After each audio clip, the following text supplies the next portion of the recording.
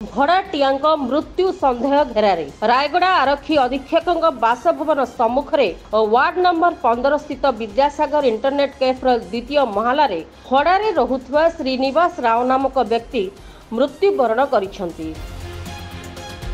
Vidyasagar internet कैफर घर मालिक श्री बाबूराव महांती कहवा अनुजाई मृत श्रीनिवास राव प्राय 5 वर्ष है भड़ारे रोते। से जड़े ठिकादार निकटने चाकरी करी आसुथिले।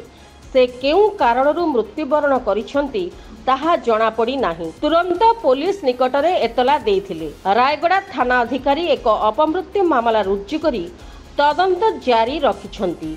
आम्बुलांस सेवा डकाई शव व्यवच्छेद निमंते मृत व्यक्ति शरीर को रायगड़ा जिला मुख्य चिकित्सालय को स्थानांतरित करा जायछि।